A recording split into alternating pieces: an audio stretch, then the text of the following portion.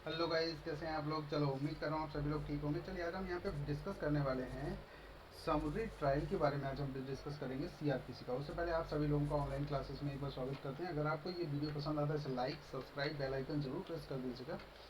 और मैं आपसे यहाँ पे बोलना चाहूँगा कि जो सेक्शन है वो 260 से लेकर के 265 तक डिफाइन किए गए हैं। आज हम चैप्टर 21 की बात करने वाले हैं। अब यहाँ पर आपको बोलना चाहूँगा कि सबसे पहले हम यहाँ पे जो स्टडी करने वाले हैं वो डायरेक्ट बेस स्टडी करेंगे। और इसके बाद में आपको टेक्स्ट बुक और केस स्टडी भी आपको करनी है, जिससे कंसेप्ट और ज़्यादा क्लियर होंगे। सो चलिए गाइस, हम चलते हैं सीधे यहाँ पर समरी ट्रायल की तरफ। तो देखिए, चैप्टर 21 में जो दिया गया, सबसे पहले संक्षिप्त विचारण की बात करते हैं, समरी ट्रायल्स की बात करते हैं। सेक्शन 260 से लेकर 265 तक डिफाइन किए गए हैं। सबसे पहले देखेंगे सेक्शन 260 में क्या डिफाइन किया गया। पावर टू ट्राई समरिली, यानी कि संक्षिप्त विचारण करने की शक्ति। सेक्शन 261 में देखिए, summary trial by magistrate of the second class, यानी द्वितीय वर्ग के मजिस्ट्रेटों द्वारा संक्षिप्त विचारण। सेक्शन 262 में देखिए, प्रोसीजर फॉर समरी ट्रायल्स, यानी कि संक्षिप्त विचारण की प्रक्रिया। और सेक्शन 263 में देखेंगे, रिकॉर्ड इन समरी ट्रायल्स, यानी संक्षिप्त विचारणों में अभिलेख। यहाँ पर बात करने वाले हैं सेक्शन 264 की, जजमेंट इन केसेस ट्राइड समरिली, यानी कि संक्षिप्ता विचारण संक्षिप्ता विचारित मामलों में निर्णय। इसके बाद सेक्शन 265 में देखिए, language of record and judgment, अभिलेख और निर्णय की भाषा। तो ये एक समरी ट्रायल था। इसका समरी ट्रायल के बारे में जो सेक्शन 260 से लेकर 265 तक डिफाइन किया गया। चलिए अब हम आपको सीधे लेके चल रहे हैं सीधे डायरेक्ट की तरफ। और डायरेक्ट में आप देखेंगे यहाँ पर कौन कौन से सेक्शंस जो प्रोविजंस दिए गए उनकी हम लोग यहाँ पर बात करने वाले हैं। तो चलिए एक बार जरा ध्यान देते हैं हम लोग। सबसे पहले यहाँ पर हम बात करने वाले हैं चैप्टर 21 की, जो कि आप यहाँ पर देख रहे हैं चैप्टर 21 को। देखिए यहाँ पर जो चैप्टर 21 है और इसमें बात की गई संक्षिप्त विचारण की। सेक्शन 260 में आप एक बार देखिएगा, संक्षिप्त विचारण करने की शक्ति की बात कर रहे हैं। तो यहाँ पर सब जो फर्स्ट है इसको हम लोग एक बार देखेंगे। देखिए,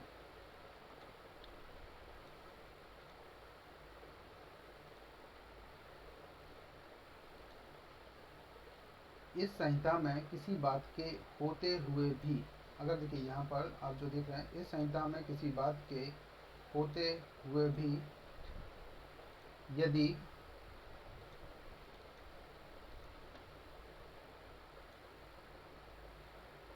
देखिए, यदि का नंबर कोई मुख्य न्यायिक मजिस्ट्रेट, नंबर का कोई महानगर मजिस्ट्रेट, नंबर का कोई प्रथम वर्ग मजिस्ट्रेट जो उच्च न्यायालय द्वारा इस निम्नलिखित विशिष्ट या सशक्त किया गया है ठीक समझता है, तो वह निम्नलिखित सब अपराधों का या उनमें से किसी का संक्षिप्त विचारण कर सकता है। तो यहाँ पर आप एक चीज़ जरा ध्यान दीजिएगा। यहाँ पर बात कर रहे हैं कि देखिए कौन कौन से मजिस्ट्रेट हैं जो संक्षिप्त विचारण कर सकते हैं। तो सबसे पहले यहाँ पर जो बात की गई है वो आप देख रहे हैं, न्यायिक मजिस्ट्रेट, मुख्य न्यायिक मजिस्ट्रेट यानी कि सीजेएम की बात कर रहे हैं। फिर यहाँ महानगर मजिस्ट्रेट की बात कर रहे हैं। फिर कोई प्रथम वर्ग मजिस्ट्रेट की बात कर रहे हैं, लेकिन प्रथम वर्ग मजिस्ट्रेट को हाई कोर्ट के द्वारा एम्पावर्ड किया गया होना आवश्यक है। अब यहाँ पर जरा ध्यान दीजिएगा, इसके बाद में कौन कौन से जो रहेंगे उन अपराधों का विचारण कर सकते हैं। तो ज़रा ध्यान दीजिएगा, यहाँ पर देखिए क्या लिखा हुआ है। जैसे कि यहाँ पर अगर हम बात करते हैं, अगर ठीक समझता है तो वह निम्नलिखित सब अपराधों का या उनमें से किसी का संक्षिप्त विचारण कर सकता है। कौन? ये जो निम्नलिखित मजिस्ट्रेट हैं वो। आप जरा ध्यान दीजिएगा, यहाँ पर सब क्लोज हम फर्स्ट का सब क्लोज फर्स्ट की हम लोग यहाँ पर बात करने वाले हैं। तो यहाँ पर देखिए पॉइंट नंबर फर्स्ट में क्या लिखा हुआ है। वे अपराध जो मृत्यु, आजीवन कारावास या 2 वर्ष से अधिक की अवधि के लिए कारावास से दंडनीय नहीं है, उनके लिए समरी ट्रायल की जा सकती है। सेकेंड नंबर पॉइंट पर अगर हम यहाँ पर एक नज़र डालते हैं तो ध्यान दीजिएगा, भारतीय दंड संहिता की धारा 379 और सेक्शन 380 और सेक्शन 381 के अधीन चुराई हुई संपत्ति का मूल्य 2000 रुपये से अधिक नहीं है तो क्या हो सकते हैं, समरी ट्रायल हो सकती है, कि इसका संक्षिप्त विचारण किया जा सकता है। इतना समझ में आ गया गाइस। अब हम बात करते हैं कि सेक्शन 379 में क्या दिया, जो भारतीय दंड संहिता है इसका सेक्शन 379 में दिया क्या है। और 380 में क्या दिया और 381 में क्या दिया है। तो पहले तो हमें ये पता हो तभी हम इसकी आगे की बात करते हैं। तो चलिए मैं ज़रा आपको दिखाने वाला हूँ सेक्शन 379 में क्या दिया हुआ। देखिए ये आईपीसी का वेयर एक्ट है, यहाँ पे ज़रा ध्यान देंगे। 379 में बात की गई कि चोरी के लिए दंड, फिर यहाँ बात की गई सेक्शन 380 में निवास गृह आदि में चोरी की बात करते हैं, और सेक्शन 381 में लिपिक या सेवक द्वारा स्वामी के कब्जे में संपत्ति की चोरी की बात करते हैं। तो ये आईपीसी के जो सेक्शन थे इनमें, अगर इनमें इन तीनों सेक्शन के अकॉर्डिंग कोई भी जो जिसका पनिशमेंट की बात कर रहे हैं, कितना यहाँ पे जुर्माने की जो बात कर रहे थे वो कितना था, ये देखिए ज़रा एक बार, 2000 रुपये से अधिक नहीं है, वहाँ पर समरी ट्रायल की जा सकती है। अगर 2000 रुपये से अधिक है तो उसकी समरी ट्रायल नहीं हो सकती है, ये यहाँ पे क्लियर लिखा हुआ है। अब जरा ध्यान दीजिएगा। नेक्स्ट सेकेंड नंबर पॉइंट आपने देख लिया। अब हम यहाँ पर बात करने वाले थर्ड नंबर पॉइंट की। थर्ड नंबर पॉइंट पर जरा ध्यान दीजिएगा। भारतीय दंड संहिता की धारा 411 के अधीन चोरी की संपत्ति को प्राप्त करना या रखे रहना जहां ऐसी संपत्ति का मूल्य 2000 रुपये से अधिक नहीं है तो उसकी समरी ट्रायल हो सकती है। आप जरा यहाँ ध्यान दीजिएगा। भारतीय दंड संहिता की धारा 414 के अधीन चुराई हुई संपत्ति को छिपाने या उसका व्ययन करने में सहायता करना जहां ऐसी संपत्ति का मूल्य 2000 रुपये से अधिक नहीं है। ठीक है, तो इन सिचुएशन में संक्षिप्त विचारण हो सकता है। अब अगला जरा ध्यान दीजिएगा नेक्स्ट पॉइंट पर। फिफ्थ नंबर पॉइंट पर हम एक बार नजर डालेंगे। देखिए जरा फिफ्थ नंबर पॉइंट पर क्या दिया हुआ। भारतीय दंड संहिता की धारा 454 और 456 के अधीन, फिर बात कर रहे हैं यहाँ पर भारतीय दंड संहिता की धारा 504 के अधीन लोक शांति भंग कराने को प्रकोपित करने के आशय से अपमान, और धारा 506 के अधीन आपराधिक अभित्रास जो ऐसे कारावास से जिसकी अवधि 2 वर्ष तक की हो सकेगी या जुर्माने से या दोनों से दंडनीय होगा। अगला नेक्स्ट पॉइंट पर ध्यान दीजिएगा। 7 नंबर पॉइंट पर देखिए, पूर्ववर्ती अपराधों में से किसी का दुष्प्रेरण, अब जो ऊपर पूर्ववर्ती जो अपराध डिफाइन किए गए इसमें, उसका कोई दुष्प्रेरण करता है तो उसमें, और यहाँ पर 8 नंबर पॉइंट पर जरा ध्यान दीजिएगा, पूर्ववर्ती अपराधों में से किसी को करने का प्रयत्न जब ऐसा प्रयत्न अपराध है। नेक्स्ट पॉइंट पर हम लोग बात करेंगे ऐसे कार्य से होने वाला कोई अपराध जिसकी बाबत पशु अत्याचार अधिनियम 1871 की धारा 20 के अधीन बर्बाद किया जा सकता है। नेक्स्ट यहाँ पर देखिए सेकेंड नंबर पॉइंट पर, जब संक्षिप्त विचारण के दौरान मजिस्ट्रेट को प्रतीत होता है कि मामला इस प्रकार का है कि उसका विचारण संक्षिप्त किया जाना अवांछनीय है तो वह मजिस्ट्रेट किन्हीं साक्षियों को जिनकी परीक्षा की जा चुकी है पुनः बुलाएगा और मामले को इस संहिता द्वारा उपबंधित रीति से पुनः सुनने के लिए अग्रसर होगा।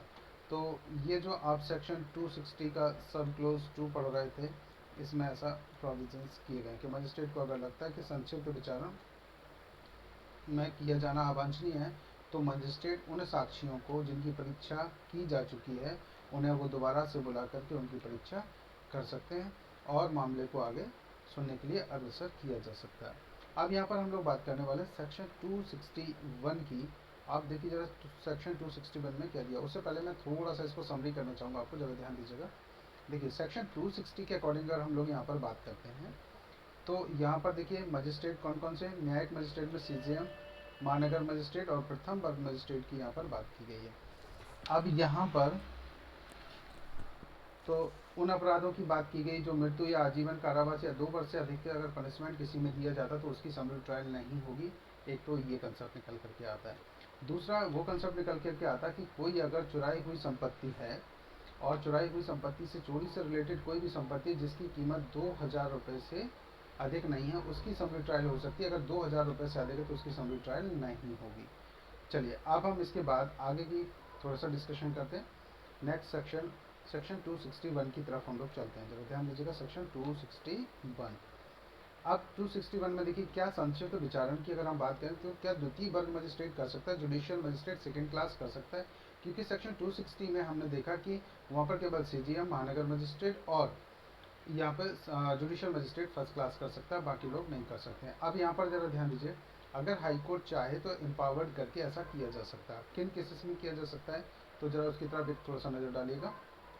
अगर हम यहाँ पर देखें द्वितीय वर्ग के मजिस्ट्रेटों द्वारा संक्षिप्त विचारण, तो कब किया जा सकता है? देखिए, यदि उच्च न्यायालय किसी ऐसे मजिस्ट्रेट को जिसमें द्वितीय वर्ग मजिस्ट्रेट की शक्तियाँ निहित हैं, कोई भी ऐसा मजिस्ट्रेट हो जिसमें द्वितीय वर्ग के मजिस्ट्रेट की अगर शक्तियाँ उसमें निहित हैं, तो किसी ऐसे अपराध का जो केवल जुर्माने से या फिर जुर्माने सहित या रहित 6 मास से अनधिक के कारावास से दंडनीय है, और ऐसे किसी अपराध के दुष्प्रेरण या ऐसे किसी अपराध को करने के प्रयत्न का संक्षिप्त विचारण करने की शक्ति प्रदान कर सकता है।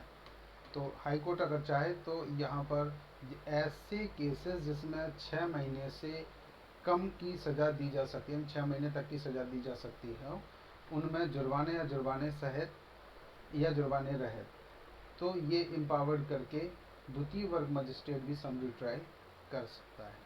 अब अगला जरा यहाँ पर हम लोग ध्यान देंगे नेक्स्ट सेक्शन पर। सेक्शन आप देखिए 262 पर थोड़ा सा ध्यान दीजिएगा।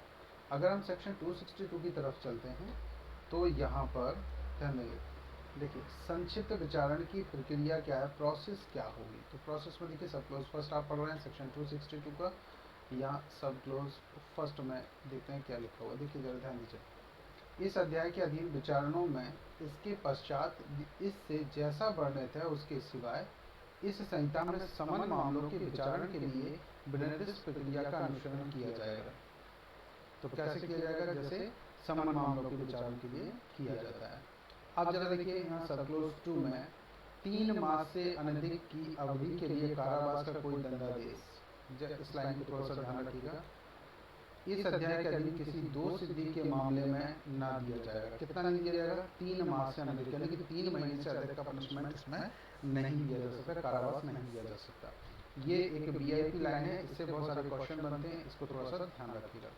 दूसरा क्वेश्चन आपका सीधे सीधे से चैप्टर से बनेगा, जो कि यहाँ पर जो चैप्टर बताया गया समरी ट्रायल का जो चैप्टर है, वो चैप्टर यहाँ पर जो डिफाइन किया गया है सेक्शन 260 से लेकर के 265 तक, तो इसके बारे में भी कई बार पूछा जाता है क्वेश्चन, तो इसको भी थोड़ा सा ध्यान में रखिएगा। नेक्स्ट हम यहाँ पर बात करने वाले हैं, अब जरा ध्यान दीजिए, देखिए सेक्शन 263 को थोड़ा सा हम लोग देख लेते हैं। सेक्शन 263 में क्या दिया हुआ है? सेक्शन 263 में देखिए संक्षिप्त विचारणों में अभिलेख क्या होंगे। तो अभिलेख की तरफ हम लोग चलते हैं, बस छोटा सा ही, ज़्यादा समय नहीं लगेगा। देखिए जरा ध्यान दीजिएगा, संक्षिप्त विचारित प्रत्येक मामले में मजिस्ट्रेट ऐसे प्रारूप में जैसा राज्य सरकार निर्दिष्ट करे निम्नलिखित विशिष्टियाँ प्रविष्ट करेगा, अर्थात नंबर का मामले का क्रम संख्यान, यानी कि केस नंबर जो होता है वो, अपराध किए जाने की तारीख, और गा नंबर में जरा ध्यान देंगे रिपोर्ट या परिवाद की तारीख, ये डिस्क्रिप्शन उसमें होगा। नेक्स्ट जरा ध्यान दीजिए डी नंबर में परिवाद का यदि कोई हो नाम। नेक्स्ट नंबर में देखिए अभियुक्त का नाम, उसके माता पिता का नाम और उसका निवास। 4 नंबर में जरा ध्यान देंगे वह अपराध जिसका परिवाद किया गया है और वह अपराध जो साबित हुआ है यदि कोई हो, और धारा 260 की उपधारा 1 के खंड 2, 3 और 4 के अधीन आने वाले मामलों में उस संपत्ति का मूल्य जिसके बारे में अपराध किया गया है। अगला जरा ध्यान दीजिएगा 6 नंबर में अभियुक्त का अभिभावक और उसकी परीक्षा, यदि कोई हो, अभियुक्त ने कोई अगर स्वीकृति दी हो, कोई रिटर्न में स्टेटमेंट दिया हो या मौखिक रूप से कुछ परीक्षा में उसने बताया, तो उसका कोई भी सार होगा वो यहाँ पर रहेगा। जामिन देखिए निष्कर्ष क्या है, अगला दंडादेश या अन्य अंतरिमादेश, और इनाम लिखित कार्रवाई समाप्त होने की तारीख। ये विवरण संक्षिप्त विचारणों के अभिलेख में रखा जाएगा। आप जरा ध्यान दीजिएगा, नेक्स्ट हम बात करते हैं सेक्शन 264 की। सेक्शन 264 को जरा ध्यान दीजिएगा, देखिए संक्षिप्त विचारित मामलों में निर्णय। अब यहाँ जजमेंट की बात कर रहे हैं। संक्षिप्त विचारित प्रत्येक ऐसे मामले में जिसमें अभियुक्त दोषी होने का अभिवचन नहीं करता है। अगर देखिए यहाँ पर अभियुक्त अगर दोषी होने का अभिवचन कर देता है तो तुरंत पनिशमेंट मिलेगा और उसे जेल भेज दिया जाएगा। और नहीं करता तभी तो ट्रायल चलती है। अब यहाँ जरा ध्यान दीजिएगा, मजिस्ट्रेट साक्ष्य का सारांश और निष्कर्ष के कारणों का संक्षिप्त कथन देते हुए निर्णय अभिलिखित करेगा। नेक्स्ट यहाँ पर जरा ध्यान दीजिएगा, सेक्शन 265 में सेक्शन 265 में बात की गई कि अभिलेख और निर्णय की भाषा क्या है। तो यहाँ सब क्लोज फर्स्ट हम लोग पढ़ रहे हैं, यहाँ पे जरा ध्यान दीजिएगा, ऐसा प्रत्येक अभिलेख और निर्णय न्यायालय की भाषा में लिखा जाएगा। अब सवाल आता है कि न्यायालय की भाषा कौन सी होगी। तो देखिए, जिस प्रदेश का जो हाई कोर्ट है वो न्यायालय की भाषा को निर्धारित कर सकता है, अगर डिस्ट्रिक्ट कोर्ट की हम लोग बात करते हैं तो। और हाई कोर्ट में आप लोगों को सभी को मालूम है हिंदी और जनरली इंग्लिश में काम होता है, लेकिन आजकल सुप्रीम कोर्ट में भी हिंदी और इंग्लिश में दोनों में काम होने लगा, तो यहाँ पर हाई कोर्ट भी जनरली हिंदी और इंग्लिश में भी लेते हैं। और रीजनल लैंग्वेज में काम करने का भी चल रहा है कि जो छोटे कोर्ट हैं, जो डिस्ट्रिक्ट कोर्ट हैं, उनमें रीजनल लैंग्वेज में भी काम होता है। अगला जरा ध्यान दीजिएगा नेक्स्ट, पर ये जो भाषा का मैटर है वो हाई कोर्ट नियम बना करके ऐसा कर सकता है। देखिए, उच्च न्यायालय संक्षिप्तता विचारण करने के लिए सशक्त किए गए किसी मजिस्ट्रेट को प्राधिकृत कर सकता है कि वह पूर्वोक्त अभिलेख या निर्णय या दोनों उस अधिकारी से तैयार कराए जो मुख्य न्यायिक मजिस्ट्रेट द्वारा इस नियुक्त किया गया है, और इस प्रकार तैयार किया गया अभिलेख या निर्णय ऐसे मजिस्ट्रेट द्वारा हस्ताक्षर किया जाएगा। तो जो मजिस्ट्रेट जजमेंट देगा, निर्णय लिखेगा, वो उसमें हस्ताक्षर भी करेगा। दूसरा, आप और हम सभी लोग जानते हैं, जनरली पहले भी हम लोग पढ़ चुके हैं कि जो जुडिशियल मजिस्ट्रेट, अगर हम फर्स्ट क्लास की बात करते हैं, जुडिशियल मजिस्ट्रेट फर्स्ट क्लास और जुडिशियल मजिस्ट्रेट सेकंड क्लास, तो जनरली इनका जो कार्य का वितरण होता है वो CJM के द्वारा ही होता है। तो अगर यहाँ पर हम बात कर रहे हैं कि जैसे ध्यान दीजिएगा, किसी मजिस्ट्रेट को प्राधिकृत कर सकता है, कौन कर सकता है? उच्च न्यायालय, संक्षिप्तता विचारण करने के लिए, ठीक है। फिर वह पूर्वोक्त अभिलेख और निर्णय या दोनों अधिकारी से तैयार कराए जो मुख्य न्यायिक मजिस्ट्रेट द्वारा नियुक्त किए जाए। तो देखिए, यहाँ पर भी बात की गई कि अगर मुख्य न्यायिक मजिस्ट्रेट ने निमित्त किसी मजिस्ट्रेट को नियुक्त किया है तो उससे वो क्या करवाए, पूरा जजमेंट लिखवाएगा, निर्णय करवाएगा और उसको तैयार करवाएगा। इस प्रकार तैयार किया गया अभिलेख और निर्णय ऐसे मजिस्ट्रेट द्वारा हस्ताक्षरित किया जाएगा। तो ये जो लाइन आप देख रहे हैं, तो जिसको एम्पावर्ड किया गया हो वो समरी ट्रायल यहाँ पर कर सकता है। सो गाइस, मुझे उम्मीद है कि ये आपको सेक्शन 260 से लेकर के 265 तक क्लियर हो गए होंगे। और अगर इसमें कोई प्रॉब्लम्स आपको आती है तो आप मुझे कमेंट्स बॉक्स में भी बता सकते हैं। दूसरा, आप चाहें तो व्हाट्सएप पर भी आप मैसेज कर सकते हैं। सो गाइज, मैं आपसे बोलना चाहूँगा नेक्स्ट वीडियो में हम आपसे फिर मिलते हैं। तब तक के लिए मैं आपसे थोड़ा सा विदा लेना चाहूँगा, और नेक्स्ट टाइम हम आने वाले समय में और वीडियोस बनाने की कोशिश कर रहे हैं। जितने जल्दी होगा उतने संभवतः हम यहाँ पे करने की कोशिश कर रहे हैं। सो गाइज, आपसे कहना चाहूँगा कि अगर आपको कोई भी वीडियो इसमें हमारा कुछ भी पसंद आता है तो आप इसे लाइक, सब्सक्राइब और बेल आइकन जरूर प्रेस कर दीजिएगा। नहीं आता तो भी कोई बात नहीं, बस आप लोग इसे देखते रहिए, बने रहिए हमारे साथ। मैं और बेटर करने की कोशिश करूँगा। सो गाइज, मिलते हैं नेक्स्ट वीडियो में, तब तक के लिए ओके बाय।